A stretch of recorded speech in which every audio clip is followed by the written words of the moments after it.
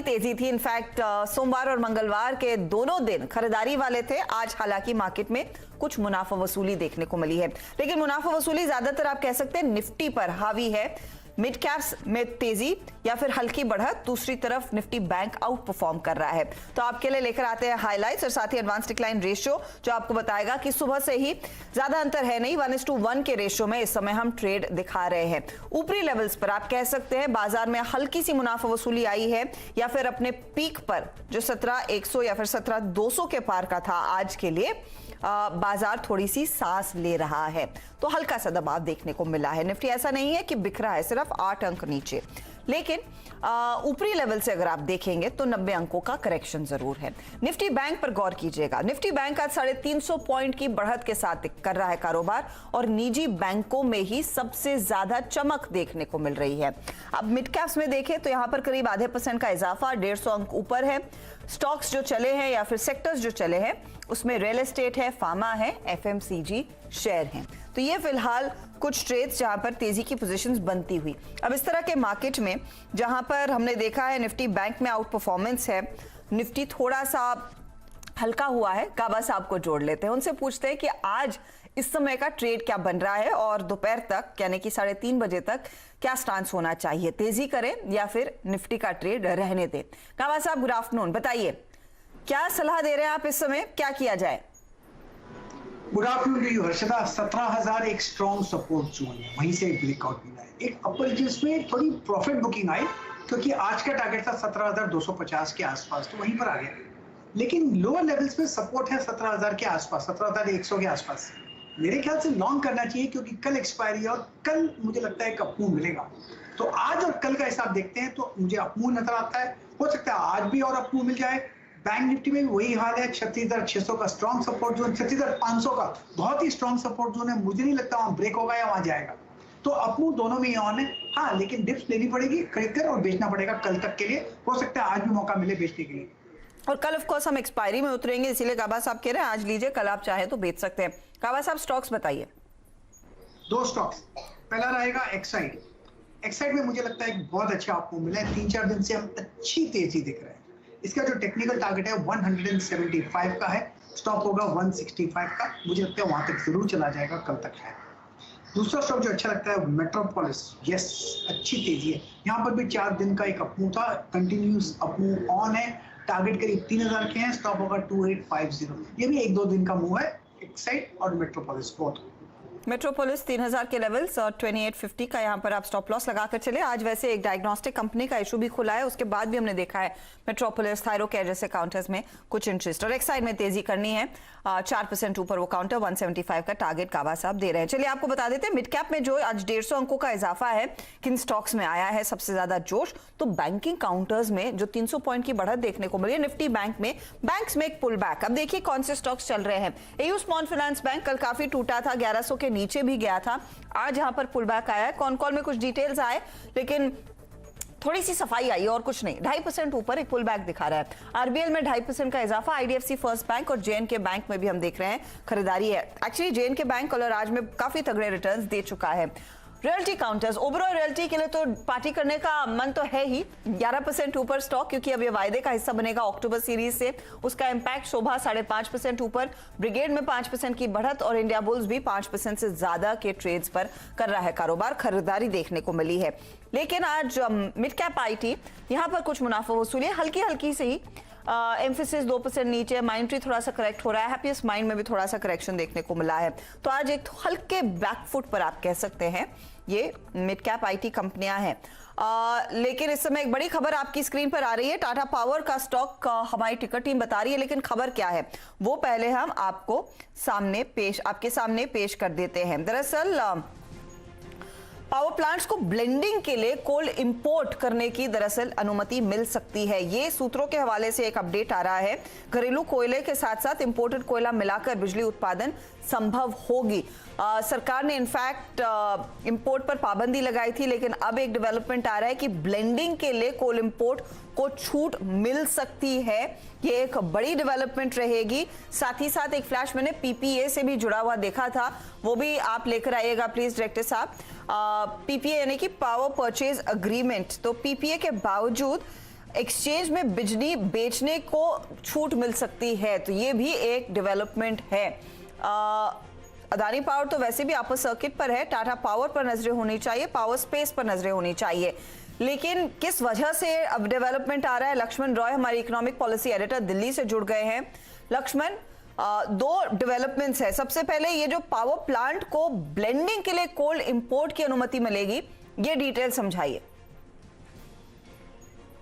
देखिए, दरअसल पिछले कई दिनों से जो कोल का संकट है, कोयले का संकट है, इस वजह से पावर सप्लाई में जो दिक्कत आ रही है, इसके लिए सरकार एक बड़ा कदम उठाने जा रही है।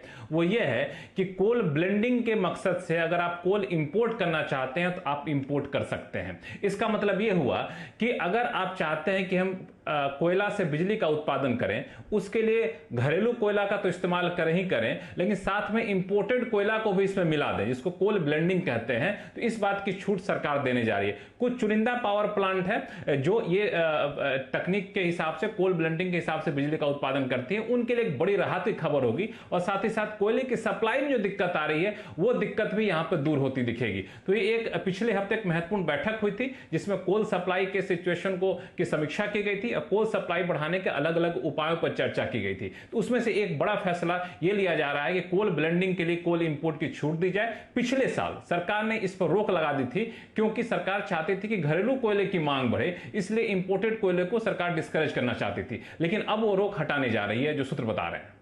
ओके, तो वो रोक हटाई जा रही है। इस समय क्राइसिस है। हमने कोल इंडिया की तरफ से भी डेटा आज देखा। कोल इंडिया कह रहा है कि पिछले 2 दिनों में वो पुश करने की कोशिश कर रहे हैं कोल की डिमांड के मद्देनजर ओवरऑल प्रोडक्शन को, और इस समय ब्लेंडेड कोल को इंपोर्ट करने, ब्लेंडिंग के लिए कोल को इंपोर्ट करने की इजाजत सरकार दे सकती है। टाटा पावर इस समय रैली कर रहा है, बहुत तगड़ी तेजी।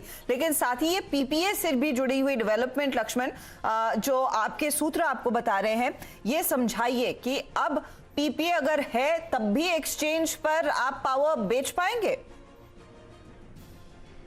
बिल्कुल, ये बहुत बड़ी खबर है और बहुत बड़ा कदम सरकार उठाने जा रही है, या फिर कहें सैद्धांतिक फैसला हो गया है। बहुत जल्द डायरेक्टिव इशू किया जाएगा। वो ये है कि अगर आपने किसी पावर डिस्ट्रीब्यूशन कंपनी के साथ पीपी यानी पावर परचेज एग्रीमेंट कर रखा है, तब भी आप जो इंडियन एनर्जी एक्सचेंज है यानी पावर एक्सचेंज है, उस पे आप जाकर के अपनी बिजली बेच सकेंगे। अब तक इस पर रोक लगी हुई थी, और इसका ज्यादा खामियाजा जो हो रहा था वो टाटा पावर, टाटा यूएमपीपी, और इसके अलावा मैं एक नाम अभी देख रहा था, अदानी मुंद्रा, ये सब चाहते थे बेचना, लेकिन इस पर संभव नहीं हो पा रहा था, क्योंकि राज्यों के साथ इन्होंने पीपीए साइन कर रखा था। अब इस सरकार कह रही है कि भैया एक्सचेंज में बहुत दिक्कत हो रही है, पावर की समस्या हो गई है, एक्सचेंज में पावर की कीमत जो है 10 गुना से ज्यादा बढ़ चुकी है, 20 रुपए पर यूनिट तक बढ़ चुकी है। इसलिए एक्सचेंज पर पावर की सप्लाई बढ़ानी है। इसलिए हम एक्सचेंज पे वैसे पावर प्लांट को भी बेचने की छूट देंगे बिजली जिन्होंने पीपीए साइन कर रखा है। तो ये सरकार इस तरफ डायरेक्टिव इशू करने जा रही है। इसके अलावा एक दो और फैसला लेने जा रही है, वो ये कि कोल इंडिया से कोल की सप्लाई बढ़ाएगी, रेक मुहैया कराएगी। जहां पे 14 दिन से ज्यादा कोल है, उनका यहां कोल की सप्लाई थोड़ी सी कम की जाएगी। जहां पे 7 दिन से कम कोल है, वहां पे कोयला है, वहां पे कोयले की सप्लाई बढ़ा दी जाएगी। बता दूं कि 50 से ज्यादा पावर प्लांट है जहां पे 3 दिन से भी कम का कोयला बचा हुआ है, इसलिए सारे कदम उठाए जा रहे हैं। तो कोल इंडिया एक तरफ अपने प्रोडक्शन को पुश कर रहा है, दूसरी तरफ सरकार भी हरकत में आ रही है कि ब्लेंडिंग के लिए आप कोयला इंपोर्ट कर पाएंगे। सरकार ने पिछले साल ही इस पर रोक लगाई थी, लेकिन अब raw material in power plants के हाथ हो, पावर कंपनियों के हाथ हो, ताकि वो इलेक्ट्रिसिटी जनरेट कर सके। टाटा पावर का स्टॉक सीधा भागा है 2% ऊपर। गावा साहब, स्टॉक ऑफ द आवर है ये, करीब 131 के लेवल्स पर ट्रेड कर रहा है। एक ट्रेड दीजिए फटाफट, खरीदारी तो बनती है इसमें। बिल्कुल लेना चाहिए, 130 का स्टॉप लगाना चाहिए टाटा पावर में। 135 फर्स्ट टारगेट, उसके बाद 138 140 जोन्स ये भी देखने को मिलेंगे आते दिनों में। इनफैक्ट आप नहीं देते तो मैं 2 बजे दे देता टाटा पावर। नहीं सर, ट्रेड तो अभी है, तो अभी लेना बनता है। 2 बजे से रिविजिट जरूर करेंगे, क्या पता आपका 135 138 का टारगेट तब आए, तब उसको हम रिविजिट करेंगे। 2.5% ऊपर लक्ष्मण जो खबर दे रहे हैं उसका असर साफ आपकी स्क्रीन पर। अदानी पावर पर मैं ट्रेड नहीं लूंगी क्योंकि वो एक अपर सर्किट पर है, लेकिन अगर ट्रेड आपको लेना है तो टाटा पावर में लेना है। इनफैक्ट ये जो एनर्जी में इतनी ज्यादा डिमांड देखने को मिली है, आईएक्स का भी डेटा आपकी स्क्रीन पर आएगा, आईएक्स का स्टॉक भी लेकर आइएगा। गावा साहब इस पर नजर रखिए, जो डेटा हमारे हाथ आ रहा है और जो फ्लैश हो रहा है वो देखिए। पावर डिमांड साल दर साल आईएक्स यानी कि Indian energy exchange, Indian energy exchange पर इस साल अगस्त के महीने में पावर डिमांड में करीब करीब 74% तक का इजाफा देखने को मिला है। मंथली वॉल्यूम 74% बढ़ा है साल दर साल। Point number 1। Point number 2, real time electricity market का जो वॉल्यूम है उसमें 116% तक की वृद्धि देखने को मिली है। तो यहां पर बेसिकली एक मूड माहौल बढ़त का बन रहा है आईएक्स में, क्योंकि उतनी वॉल्यूम्स के साथ ट्रेड्स बढ़ते हुए दिखाई दे रहे हैं, डिमांड उतनी जनरेट हो रही है। ग्रीन मार्केट सेगमेंट में 1 साल हो चुका है और वहां पर भी अच्छा खासा वॉल्यूम एक्शन देखने को मिला है। ये फिलहाल कुछ डिटेल्स निकल कर आए हैं, लेकिन 2 डेटा पॉइंट्स पर आप ध्यान दीजिएगा। मंथली वॉल्यूम्स अगस्त 2021 में 74% ईयर ऑन ईयर ग्रोथ दिखा रहे हैं और साथ ही साथ real time electricity market volume में 116% की सालाना ग्रोथ देखने को मिली है। यही वजह है कि आईएक्स आज 7% ऊपर। आज ही नहीं, अगर आप इस हफ्ते का चार्ट देखेंगे तो आपको साफ दिखेगा ये एक विनिंग ट्रेड है। 2 चीजें, एक तो वॉल्यूम पिकअप आईएक्स में देखने को मिला है, दूसरा वायदे का हिस्सा बना है, तो लोग बेझिझक इसमें तेजी का ट्रेड, लॉन्ग का ट्रेड लेते दिखाई दे रहे हैं। 30% सिर्फ 7 ट्रेडिंग सेशंस में, और सबसे ज्यादा एक्शन पिछले 3 ट्रेडिंग सेशंस में, मंडे, ट्यूसडे, वेंसडे, वो 3 जो बड़े बार आपने देखे। गवा साहब इस पर राय दीजिए। 36% भागा है 14 दिनों में, लेकिन ये अब आगे अपनी चाल को और मजबूत कर सकता है क्या?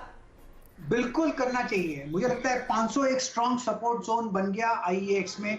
मुझे लगता है 600 की तरफ जा रहा है। मुझे ध्यान है शायद कल या परसों आपने इसका जिक्र किया था। बहुत बढ़िया मोमेंटम है इसमें आईएक्स में। तो गाबा साहब टारगेट दोहराएंगे, मैं नोट कर लूंगी, फिर इसको दोबारा रिविजिट करेंगे हम 2 बजे में। 600 की तरफ जा रहा है बिल्कुल, 600, क्योंकि जो मोमेंटम है बहुत ही बढ़िया है। और स्टॉप लॉस क्या होना चाहिए? 500 अब स्ट्रॉन्ग सपोर्ट जोन बन गया, वो नहीं ब्रेक करेगा, इसलिए उसके नीचे स्टॉप होना चाहिए। डीप है लेकिन 600 जाएगा। ठीक है, तो 500 का स्टॉप लगाइए। तेजी का ट्रेड है आईएक्स, 600 की तैयारी फिलहाल करता हुआ। ये वो ट्रेड जो आपकी स्क्रीन पर चमक रहा है, 8.5% ऊपर इस समय अच्छे वॉल्यूम्स के साथ यहां पर खरीदारी हुई है। वक्त हो रहा है एक वैसे ब्रेक का। कुछ और स्टॉक्स पर नजरें होंगी, लेकिन ब्रेक में जाते जाते आपको मैं बता दूं कि सीएनबीसी आवाज और नेशनल स्टॉक एक्सचेंज ने मिलकर अपनी खास मुहिम इन्फॉर्म्ड इन्वेस्टर के जरिए निवेशकों की जागरूकता को बढ़ावा देने का फैसला किया है और पहल भी की है। इन्फॉर्म्ड इन्वेस्टर एक ऐसी मुहिम है जो आप जैसे निवेशकों को उनके पैसे को लेकर सही फैसला लेने में सक्षम बनाती है। अपने निवेश की सुरक्षा के लिए यह जरूरी है कि निवेशक एक्सचेंज की ओर से उनके ट्रेड को लेकर एसएमएस या ईमेल के जरिए भेजे जाने वाले हर एक अलर्ट पर नजर रखें। अगर निवेशक कोई ऐसे ट्रेड के बारे में अलर्ट पाता है जो उन्होंने किया नहीं, तो तुरंत अपने स्टॉक ब्रोकर को अपने फोन करना है, स्पष्टीकरण मांगिए, details मांगिए।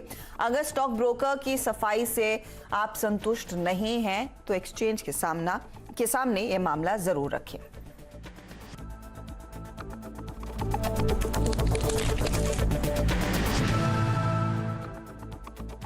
Mongia Steel presents Majboot Stocks of the Day.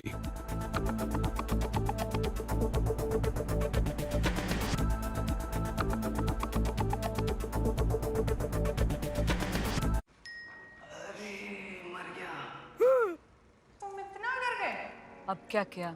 Shares में ट्रेडिंग। तुम्हें 5 पैसा नहीं पता? ओए, अब तो सबको पता है। 5 पैसा पर मिलते हैं रिसर्च टूल्स, पोर्टफोलियो एनालिटिक्स और इन्वेस्टमेंट आइडियाज भी। डाउनलोड 5 पैसा नाउ। अब तो सबको पता है 5 पैसा के साथ निवेश करना आसान और लाभदायक भी। Investments in securities market are subject to market risks. Read all the related documents carefully before investing. Covid से डर लग रहा है, right? Just plug it into your room. Your room is safe, your home is safe, and your family is safe. इसे घर में काम पर लगाओ और करो कोरोना की छुट्टी। It neutralizes coronavirus in the air. O2 Cure. Plug and play. हाँ यार, ऑनलाइन मिली। बस आज फर्स्ट डेट है।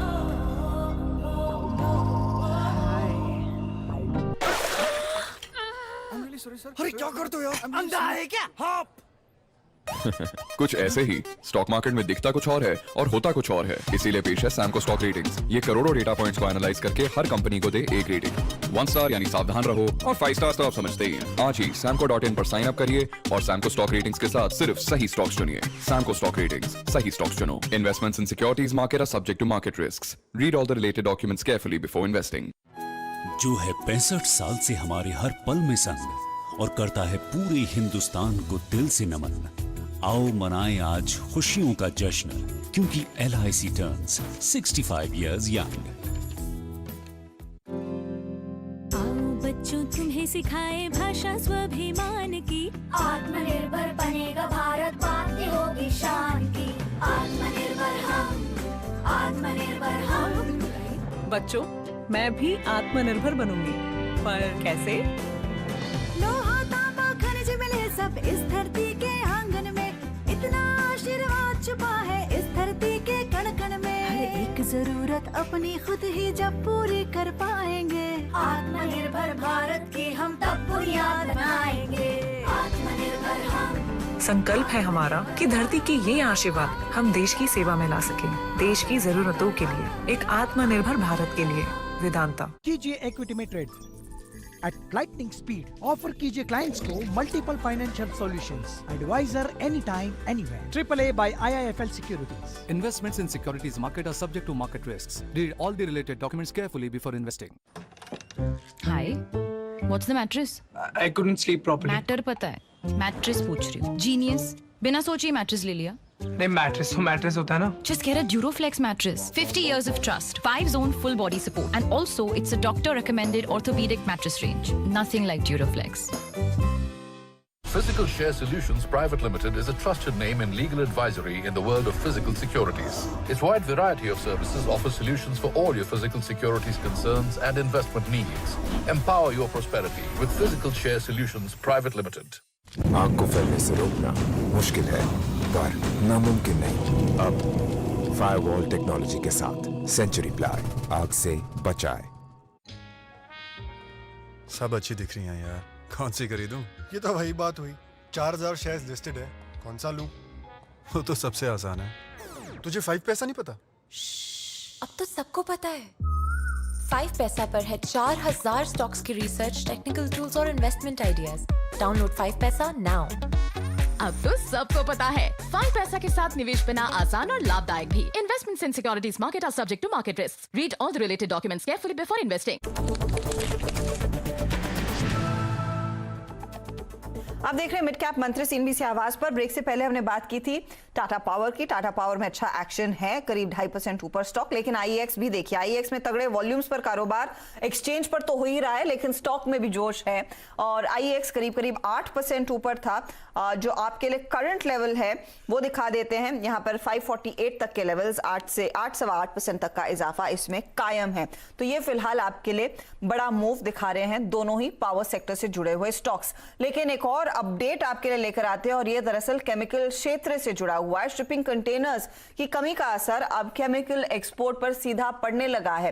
कंटेनर्स के दाम बढ़ने से गुजरात की केमिकल इंडस्ट्री पर करीब काफी भार पड़ा है। 10,000 करोड़ रुपए का एक्सपोर्ट फंस गया है। ज्यादा डिटेल्स मनीष के पास है, जो हमारे साथ सीधे अहमदाबाद से जुड़ रहे हैं। मनीष, बताइए क्या जानकारी है, किन कंपनियों का शिपमेंट अटका है, कितना बड़ा हिट इंडस्ट्री पर? देखिए, कई लिस्टेड कंपनियां हैं, कई नॉन लिस्टेड कंपनियां, लेकिन क्योंकि गुजरात से जो है देश में जो केमिकल का कारोबार होता है करीब 30% यहाँ से गुजरात का हिस्सा है, तो काफ़ी बड़ा असर कई कंपनियों पर देखने को मिला है। मामला ये है कि जो शिपिंग कंपनियां हैं उन्होंने रातों रात अपने पिछले 6 से 8 महीने के दौरान कीमतें जो है वो बढ़ा दी है, और इतनी भारी मात्रा में बढ़ाई है कि आप समझिए कि 8 से 10 गुना कीमतें हो गई है। जो कंटेनर का शिपमेंट चार्ज था उसकी कीमतें इतनी बढ़ी है। अगर उदाहरण के तौर पे देखा जाए तो मैक्सिको या न्यूयॉर्क जाने वाली जो कंटेनर थी, जिसका किराया करीब साल भर पहले आप समझिए कि $600 का था, आज वो बढ़ के $13,000 के आसपास हो गया है। जिसका 1300 था वो भी बढ़ के 13,000 के आसपास हो गया है। इतना ही नहीं, स्पेन, इजिप्ट ऐसे कंट्रीज है, यूरोप, अमेरिका या चाहे एशियन कंट्रीज हो, सब जगह पर किराया 8 से 10 गुना बढ़ गया है। और इसका सीधा असर ये देखने को मिला है कि कई कंपनियां अपने ऑर्डर्स पूरे नहीं कर पा रही है, यहां पर माल फंसा हुआ है। या तो उनको नुकसान उठा के ये माल भेजना पड़ेगा या फिर नए ऑर्डर्स उनको मिलने में काफ़ी दिक्कत होगी। गुजरात की कंपनियों की बात करें तो बोदल केमिकल्स, मेघमणि या फिर अब किरीडाइस, इस तरह की कई कंपनियां हैं जिनके ऊपर सीधा असर देखने को मिलेगा। और छोटी कंपनियां भी कई है जो नॉन लिस्टेड है, लेकिन कुल मिलाकर देखा जाए तो 10 से 12 हज़ार करोड़ रुपए का माल जो है वो फंसा हुआ है। वजह ये बताई जा रही है कंपनियों के द्वारा कि जो चाइनीज शिपिंग कंपनियां हैं उन्होंने एक कार्टेल की है, क्योंकि चाइना का केमिकल जो है वो बाहर पहुंच सके, बाहर के देशों में, और भारत का माल जो है वो यहां पड़ा रहे। अटेम्प्ट्स हुए हैं चाइना की तरफ से, शिपिंग कंटेनर्स की कमी और मार खा रही हैं भारतीय कंपनियां।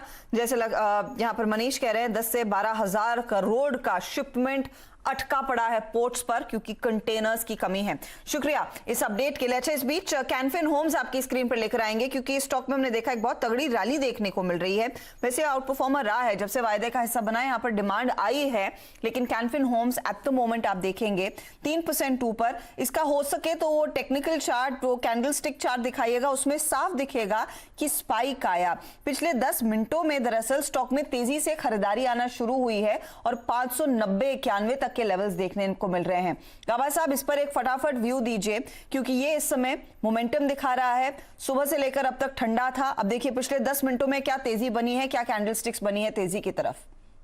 बिल्कुल लेना चाहिए, 600 के नीचे 560 का स्टॉप लगाना चाहिए और 600 का जो रीसेंट जोन है वो पार कर लेगा, क्योंकि higher time frame chart Canfin Homes का बहुत ही बढ़िया है। वो संकेत दे रहा है कि 625 तक जा रहा हूं, हो सकता है 1-2 दिन लगे उसलिए। सो कैनफिन होम्स बाय है। बाय ट्रेड इस समय आप ये फटाफट ट्रेड लेकर चलें। 600 की तैयारी हो रही है इस पर्टिकुलर स्टॉक में। देखिए 590-91 के स्तर तो आप ही की स्क्रीन पर आ गए। इस बीच जीएसटी की वसूली में इजाफा देखने को मिला है। अगस्त में जीएसटी और सीजीएसटी की वसूली में बढ़त है 22,522 करोड़ सीजीएसटी की तरफ से, और यहां पर आप देखेंगे ओवरऑल जीएसटी में भी करीब करीब 1,12,000 करोड़ तक की कलेक्शन हुई है। ये फिलहाल आपके लिए एक अपडेट जीएसटी की ओर से। चलिए लेंगे एक ब्रेक। ब्रेक के बाद ऑफ कोर्स आज फोकस टाटा मोटर्स पर रहेगा। मैनेजमेंट हमारे साथ कुछ ही देर में रूबरू होगा, लेकिन ब्रेक में जाते जाते खिलाड़ी नंबर 1 का अपडेट। क्रिस सुब्रमण्यम ने एक नया ट्रेड लिया है। हम शिपिंग की बात कर रहे थे और शिपिंग कॉर्पोरेशन ऑफ इंडिया इन्होंने पिक किया 118 का टारगेट, 104 स्टॉप लॉस।